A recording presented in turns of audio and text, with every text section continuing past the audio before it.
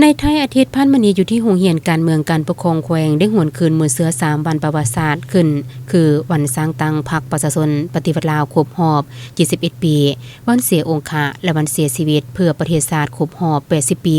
วันสร้างตั้งแขวงบริคำไซครบรอบ42ปีด้วยเกียรติของร่วมและเล่าคืนมื้อเสือวันสำคัญของท่านจงทรงจงเต็งหัวหน้าโรงเรียนการเมืองการปกครองแขวงมีบรรดาครูอาจารย์พนักงานและนักศึกษาทฤษฎีขั้นกลางรุ่นที่6ของโรงเรียนการเมืองการปกครองแขวงเข้าร่วมโอกาสนี้ท่านได้ยกให้เห็นมูลเสือประวัติการกำเนิดการเติบใหญ่เข้มแข็งความหมายความสำคัญและการเคลื่อนไหวมีจุดสุ่มแนวทางที่สลาดซ่องใสของพรรคประชาชนปฏิบัติลาวที่ได้นำพากองทัพและประชาชนบดาเผ่า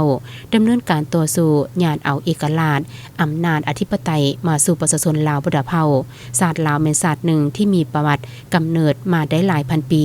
เคยมีมูลเสือดูมันในการออกแห่งงานมูลเสือสามัคคีปองดองมูลเสือหักเสือแผงศาสตร์มูลเสือวัฒนธรรมที่เป็นเอกลักษณ์อันดีงาม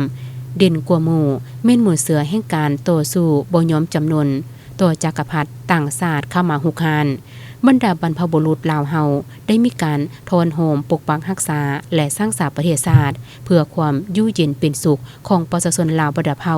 ในแต่ละยุคแต่ละสมัยสืบทอดต่อกันมาจนถึงปัจจุบันตลอด71ปีแห่งการนำพาของพรรคได้แบกหาบภารกรรมประวัติศาสตร์อันยิ่งใหญ่ในแต่ละระยะที่แตกต่างกันและสามารถปฏิบัติภารกรรมประวัติศาสตร์เหล่านั้นได้อย่างสง่างามในต่อหน้าพรรคเฮายิ่งมีความรับผิดชอบอันหนักหน่วงต่อภารกรรมประวัติศาสตร์ในเงื่อนไขใหม่เพื่อนำพาปวงชนลาวทางศาสตร์ปกปักรักษาประเทศชาติไว้มั่นคงนำพาสร้างสรรค์พัฒนาประเทศชาติให้หลุดพ้นออกจากความทุกข์ยากและสถานภาพประเทศด้อยพัฒนาตามแผนที่ได้กำหนดไว้